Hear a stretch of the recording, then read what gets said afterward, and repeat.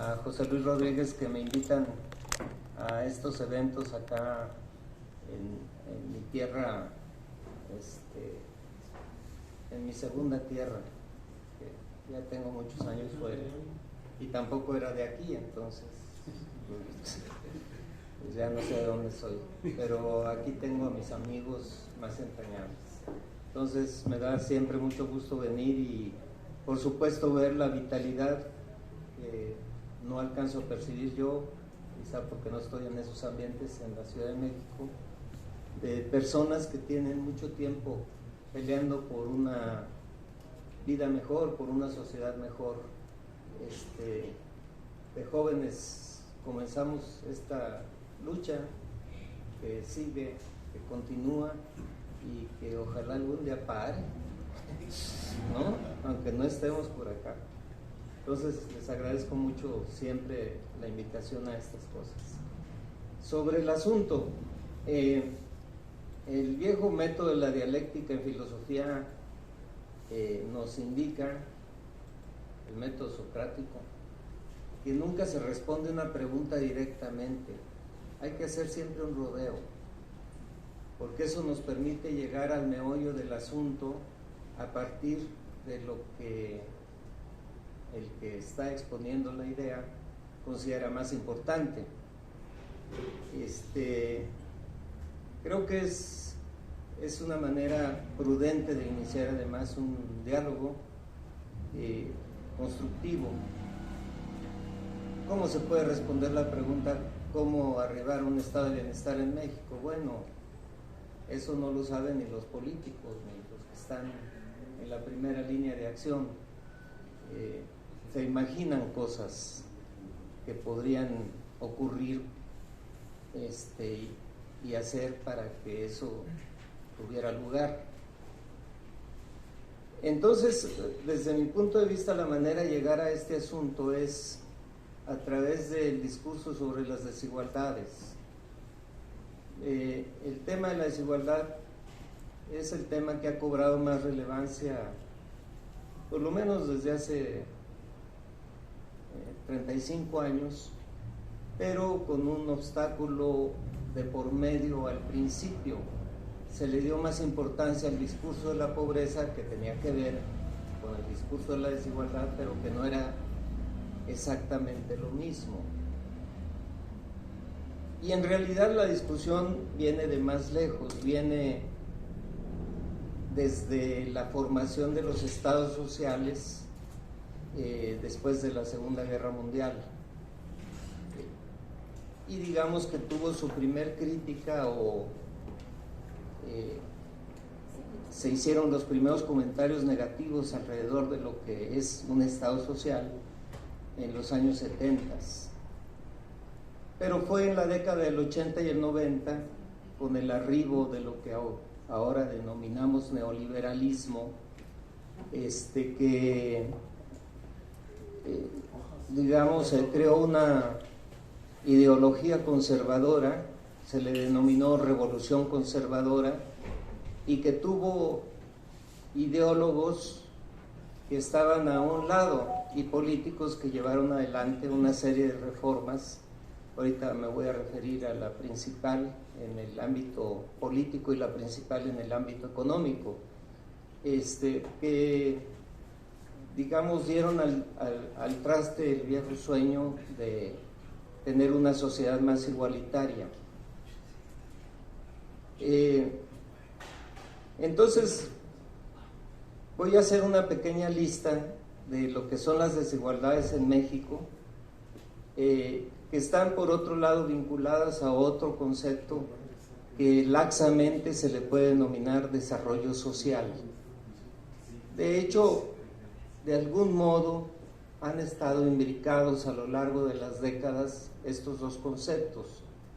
El desarrollo social siempre se dio como un anhelo dentro del discurso más amplio de lo que significaba tener un estado de bienestar. De modo que aquí va la lista. No existe un acuerdo sobre los índices de pobreza, sus características y magnitud aquí en México, y yo diría en el resto del mundo. El debate entre los diversos autores es prácticamente inexistente como debate de opinión pública informada. Hay, eso sí, una comentocracia activa y desorientadora, por no decir que frecuentemente es alarmista y malintencionada. Las cifras son altamente discrepantes. Con el fin de tener estimaciones oficiales, el gobierno federal y algunos gobiernos locales han instituido la medición de la pobreza y la evaluación de las políticas sociales por medio de la instauración de comités técnicos, o sea, grupos de especialistas, y se supone que con tal medida se asegura una medición correcta y una evaluación objetiva. Las discrepancias entre cifras tienen su origen, aunque este no es el único factor en juego, en el uso de criterios técnicos y metodológicos diferentes. El debate teórico se sujeta, cuando lo hay, a diferencias de origen más ideológicas que críticas. No obstante, en cláusulas identificables de corrección política, se puede dar un acuerdo fácilmente, como decir la magnitud de la pobreza en México es muy alta, digamos, ahí hay consenso, pero es una mera declaración. Y como consecuencia pues es necesario combatirla, ese es otro acuerdo, pero son declaraciones meramente abstractas. Las mediciones no oficiales de la pobreza discrepan de las oficiales en magnitudes importantes. Así, en diversos trabajos, como voy a señalar a la persona que ha estado más constante opinando sobre el asunto, con bases muy sólidas, así en diversos trabajos como los de Julio Volvinic, se ha estimado hasta un 75 u 80% de pobres en México, mientras que las cifras del gobierno aceptan un 25 e incluso menos de pobres extremos o alimentarios, y un total que aumentaría hasta el 45% de la población en general en las mediciones sobre lo que ahora se denomina pobreza multifactorial. Ya se superó aquel momento en que había pobres de capacidades y pobres de patrimoniales. Se pasó a otro asunto. La fuente principal para medir la desigualdad de ingresos y de la pobreza es un conjunto de encuestas de ingreso-gasto en los hogares. De ahí que se construyan datos y se haga una clasificación en deciles de población en los que se distribuye el ingreso y se mide el gasto de personas y hogares. La población pobre de ingresos estaría bajo esta lógica en los dos primeros deciles y serían desiguales a los otros deciles y principalmente al de mayores ingresos, o sea, al decil número 10. Si quieres pon la gráfica. Voy a poner una sola gráfica que sintetiza toda la información. Entonces, la desigualdad económica se mide como desigualdad del ingreso y en muy pocas ocasiones, a partir de esa fuente o de otras, se mide la desigualdad no económica, en la salud, en la educación, en la alimentación, por regiones, etc. La desigualdad medida en ingresos arroja una serie histórica lamentable, pues los índices de Gini o coeficientes de Gini más recientes son alrededor de puntos 41 en la encuesta del 2020, esa fue la cifra que arrojó, ahí está en la gráfica.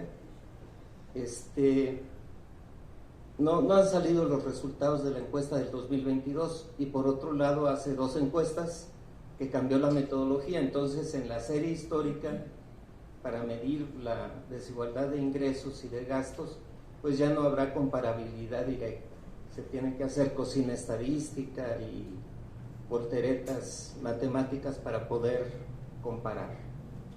Pero los últimos datos, los de 2020, pues arrojan ese resultado, ¿no? Por otro lado, hay que decir que este dato de desigualdad, para comprender el coeficiente es muy sencillo, entre más se aproxime a 1, es más desigual la distribución. de modo que tenemos un índice pues muy alto en la región latinoamericana y a nivel mundial, pero en muchos otros países se anda más o menos cerca, en América Latina, en algunos países que se pueden hacer estimaciones en África y en Asia. Se sabe que la relación entre el decil más rico y el más pobre es del orden de 16 a 25 veces más del ingreso para el decil más rico. Ahí tenemos 16.5 veces más rico el decil 10 entre los deciles 1 y 2, que son los más pobres, ¿sí? Aunque esa cifra es alarmante, si se analiza esa relación con otras fuentes como la fiscal, esa desigualdad puede llegar hasta 50 o 55 veces más si tomáramos en cuenta datos como pago de impuestos, etc. La medición de la magnitud y la intensidad de la marginación en México, que es otra manera de medir desigualdades, tiene una larga trayectoria como medio de diagnóstico de las desigualdades territoriales y como elemento para el diseño de políticas públicas en dos sentidos. Por una parte, se ha investigado desde la sociología y la antropología la vida de los marginados urbanos, sus condiciones y estilos de vida, dando elementos para una comprensión profunda sobre estrategias de sobrevivencia y los valores que sostienen para vivir en esas condiciones de precariedad. Por otra parte, desde las instituciones públicas, primero desde Coplamar, a partir del censo de 1970, aunque las estimaciones se hicieron en 1987, por ahí, y después desde CONAPO a partir del censo de 1980, que no publicó esa estimación, por cierto, publicó a partir de los años 90, se tiene una serie de estimaciones de la marginación municipal, estatal e incluso después por localidad. Así se hicieron las estimaciones de cómo asignar las transferencias de dinero en el programa de Cedillo, en Progresa. Se partió de los índices de marginación y se bajaron a nivel de localidad y se dijo, en estas localidades hay que inyectar dinero para que salgan de su estado precario. Lo cual tiene muchos problemas de orden técnico para hacer.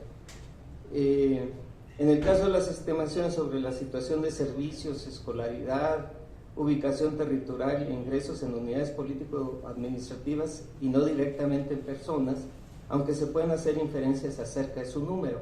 O sea, la marginación no mide marginado 1, 2, 3, 4, sino se refiere al municipio, a una unidad territorial, y se hace una inferencia sobre si ese municipio es muy altamente marginado, pues se infiere que una parte de la población está muy marginada en ese municipio. Lo que hay que decir es que en 1990, cuando se hizo la investigación en CONAPO, yo estuve a cargo de ella, se salió a campo a verificar en los municipios más pobres si efectivamente estaban muy marginados, muy dados atrás. Y pues por supuesto que sí, no era descubrir el agua tibia tampoco. Los pobladores sabían perfectamente su situación. Es preciso subrayar que los estudios institucionales y de marginación y sus estimaciones, más allá de sus limitaciones o aspectos polémicos que pueden sugerir los métodos para su cálculo, han servido para identificar a los grupos de población en rezago y por tanto para poder intervenir desde el gobierno. De hecho, los primeros padrones que se elaboraron para combatir la pobreza a través de Progresa se basaron en los estudios de marginación.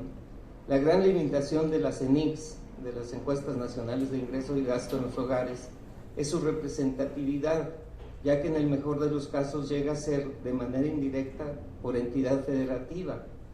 Y a partir de las últimas encuestas, el cambio de metodología que impide una comparación directa hacia el pasado, pues excepto utilizando una cocina estadística. O sea, las ENICs son la mejor fuente, pero muy limitada territorialmente. No sabemos con exactitud a nivel de ese detalle. Otras desigualdades igualmente importantes como la salud, trabajo, educación, género o etnicidad han sido estudiadas, sin embargo, en conjuntos incompletos o separados. De cualquier forma, las diversas mediciones se pueden hacer de dos maneras principales: comparando índices a partir de estándares u óptimos, ya sea entre México y otros países o dentro del país, entre entidades federativas y muy pocas veces entre municipios. Así, por ejemplo, en el caso de los índices de salud, se observan índices precarios para México en comparación con conjuntos de países como los de la OCDE, una todavía alta mortalidad infantil, proporciones bajas de médicos, enfermeras, paramédicos, etcétera, para una población de referencia, 1,000 o 100,000 habitantes o 10,000, depende del indicador.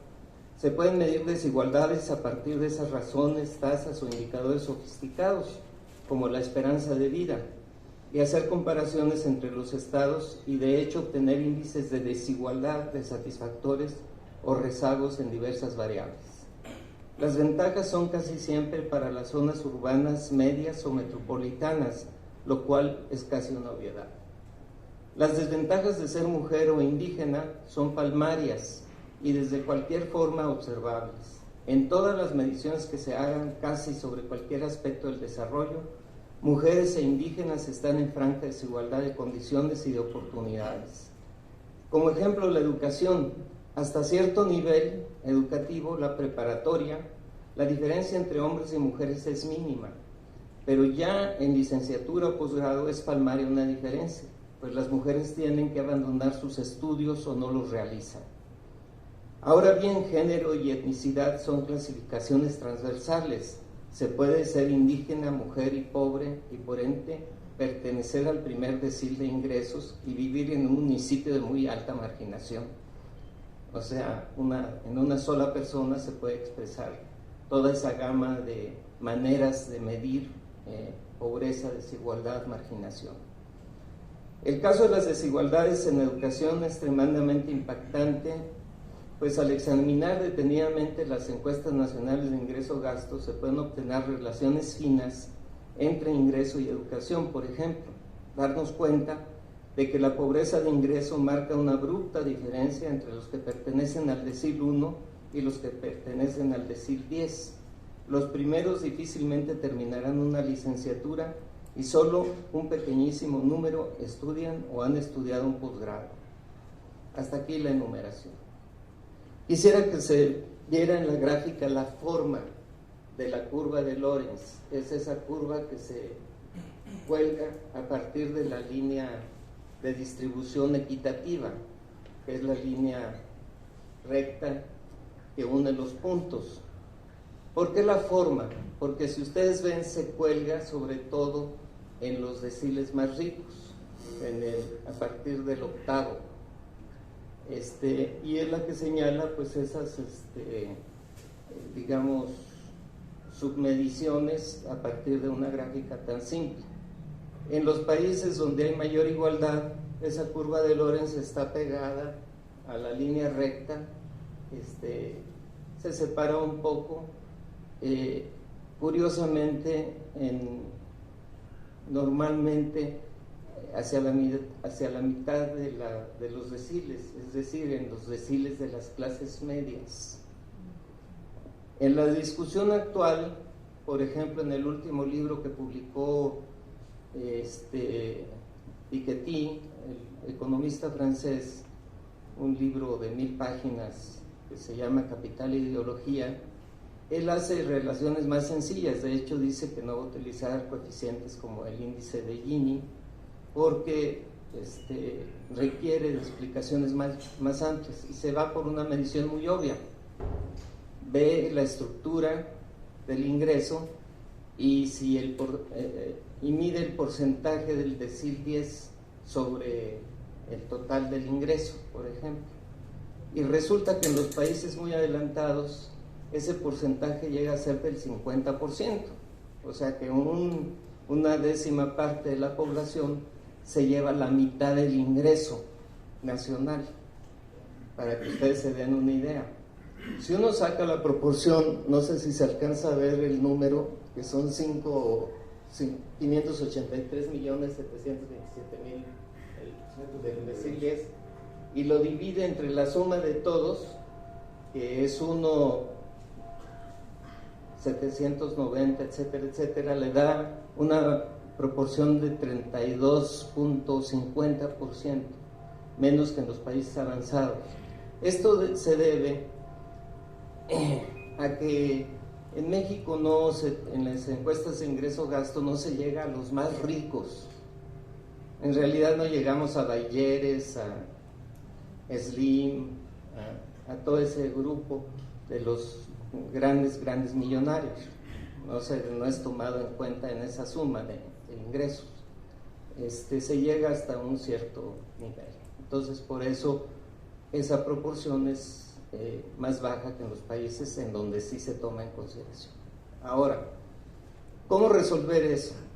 Hay una manera de hacerlo, por vía fiscal, es decir, haciendo un sistema fiscal enteramente progresivo. Piketty constata algo que suena incluso casi escandaloso.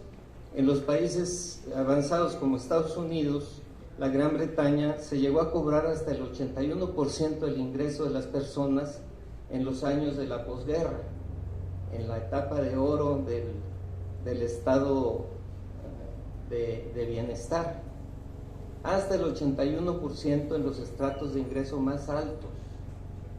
Cuando vino la revolución conservadora en los 80s y 90s, el discurso de Reagan, a lo mejor algunos de ustedes lo recuerdan porque tienen la edad suficiente igual que yo, para recordarlo. Recordarán lo que dijo Reagan. No hablemos de edades. El problema es el gobierno, porque cobra impuestos, porque es muy grande, bla, bla, bla. Él y Thatcher entonces comenzaron esta contrarrevolución, ¿haciendo qué? Quitando impuestos. En un periodo no muy largo después de esas medidas radicales de la revolución conservadora, se dieron cuenta de la locura que habían cometido, pero no hicieron nada porque ya se habían consolidado grandes intereses alrededor de que eso no cambiara. ¿Sí me expliqué? Sí. Entonces, pues se llegó a la situación en que actualmente a los de mayores ingresos en esos países se les cobra entre el 30 y 35% de sus ingresos, cuando debería de ser mucho más. En México, el actual gobierno decidió desde un principio no meterse con las cuestiones fiscales, y ha sido un punto de crítica que el gobierno, digamos, hizo oídos sordos para tratar de hacer otra cosa que también era importante. Primero, saldar las deudas. El tiempo de 6 años no da para saldar las deudas y hacer una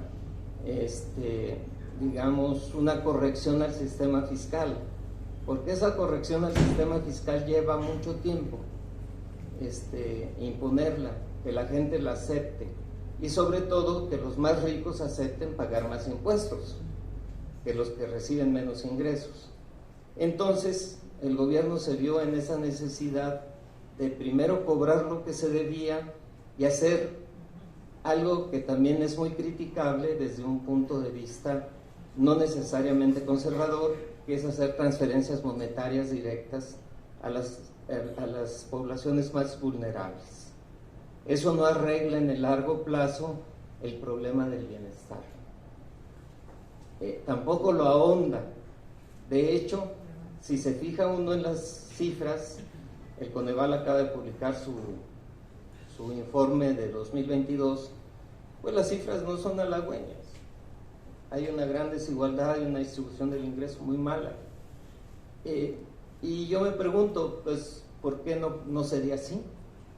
Si acabamos de pasar una recesión que comenzó en el 2017, 2018, y luego vino la pandemia en el 2020 que paró de tajo una gran parte de las actividades económicas y concentró el ingreso en las industrias farmacéuticas, de distribución de productos, etcétera, etcétera. Todos los críticos critican algo que no pueden criticar, porque para hacerlo tendrían que hacer una comparación y ver qué hacen con ese hueco de una economía en receso, como se venía dando, y luego una pandemia que detuvo la actividad mundial en muchos de sus sectores. De modo que, ¿cómo llegar al estado de bienestar? Pues hay que hacer una reforma fiscal profunda. En el último informe de Oxfam hacen ahí cálculos muy rancheros, muy sofisticados, perdón. Pues digo, muy hechos a su modo, ¿no? Para pantallar, ponen una pirámide, dividen ahí cuánto debía de ser. La idea es muy simple, que los ricos paguen más, y no hay gran dificultad en entender eso. De modo que vamos a superar la pobreza, sí se puede superar. Es decir, y no solo la pobreza extrema alimentaria, se puede superar la pobreza estructural. El asunto es que los países que podrían contribuir en un reparto en el mundo globalizado no están dispuestos a hacerlo. Y estamos en la puerta de que se construya un nuevo orden mundial, tomando como pretexto una guerra local, con muchos asegúnes, para discutir, es tema de otra mesa, esa coyuntura, pero lo que está anunciando es eso, crear un mundo multipolar en donde no sea solo las potencias europeas y Norteamérica y algunos aliados en Oriente los que lleven la batuta de cómo deben de acumularse los ingresos en el mundo. A muchos que leyeron a Piketty El Capital en el siglo XXI les pareció una locura que Piketty propusiera que los más ricos pusieran el 1% del total de sus fortunas, herencias, etcétera, para un poco morigerar esa desigualdad flagrante en la que vivimos. Pero en realidad una salida diferente solo vendría por el lado autoritario. Un profesor del Colegio de México antes del 2018, en la coyuntura electoral del sexenio pasado, cuando iba a dar inicio a este sexenio, hizo una ponencia y con datos muy contundentes demostró que los 5 países que más crecían y que habían morigerado más las desigualdades en el mundo, todos tenían gobiernos autoritarios. Entonces, pues vivimos en esa paradoja. Por eso es que ideológicamente hay una lucha muy tonta, muy tonta, pero cernida por el odio. Es decir, es tonta incluso por eso, porque a partir de discursos de odio se trata de minusvalorar lo que el gobierno hace, y el gobierno no da razones técnicas suficientes para actuar como actúa. ¿Por qué? Porque sabe que no va a convencer a los adversarios, que están en una lucha encarnizada por regresar al poder. Entonces, en esta coyuntura, me parece a mí que quien sea candidato de la opción más progresista debe de hablar de esa necesaria reforma fiscal y de cambios institucionales. Y termino diciendo lo siguiente: José Goldenberg ha publicado un solo libro en 20 volúmenes con lo mismo. O sea, publicó otra vez su libro de la transición democrática en México. Dice lo mismo en todos los libros, pues agárrenlo así y lean, y dice exactamente lo mismo. Pero dijo una cosa importante en el primero. Dijo que en México la transición democrática no podía compararse con la transición democrática de los países del este cuando cayó el muro de Berlín, que no era un modelo a seguir. Y creo que es el error más grande de su libro. No que se copiaran los modelos, pero la primera discusión que se hizo en Checoslovaquia, en Polonia, en Hungría, en todos los países que se vinieron al traste con la caída del muro, con el derrumbe del comunismo en el mundo, comenzaron por discutir qué nuevas instituciones se pueden crear. Está bien, cayó este sistema burocrático, etcétera, etcétera, pero ¿qué instituciones necesitamos para que no sean las instituciones del capitalismo que está entrando a todo lo que dan? Finalmente ocurrió eso. En México la prometida transición fue un mero cambio de gobierno con otro partido político. No hubo una discusión de instituciones nuevas. Cuando digo nuevas, no me refiero al cambio de nombres de las secretarías de Estado. Digo ni a las instituciones autónomas que se crearon en el periodo de Calderón y de Peña Nieto, que se hicieron más bien para asegurar los beneficios del capital, etcétera, etcétera. Me refiero a instituciones sociales que permitan repartir mejor la riqueza y arribar a una sociedad más igualitaria, porque ahí es donde se puede responder la pregunta, ¿qué es el bienestar? Lo entendemos muy simple, es aquello que satisface nuestras necesidades, no solo las más apremiantes, sino aquellas que nos permiten ser libres, que nos permiten la utilización de nuestro tiempo libre, etcétera. Esa sociedad, estoy seguro, no existe en ninguna parte del mundo. Las sociedades democráticas escandinavas viven muy bien materialmente, pero eso ya lo había planteado Platón en la caverna, y su alumno Aristóteles le había refutado. Le dijo, no vivimos en una caverna de sombras ignorando lo que ocurre en el mundo exterior.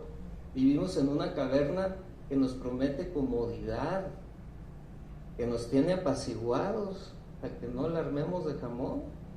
Bueno, no utilizó esas palabras Aristóteles, pero las pudo haber utilizado. Es decir, y muy adelante en el mundo moderno, Tocqueville trajo a colación esa idea en la democracia en América. No son ideas nuevas. Vivimos bajo la sombra de una bestia que nos da todo. Hombre, el telemando, el confort, ese es el mundo prometido, no el libre ejercicio de nuestra creatividad y nuestras libertades. Gracias.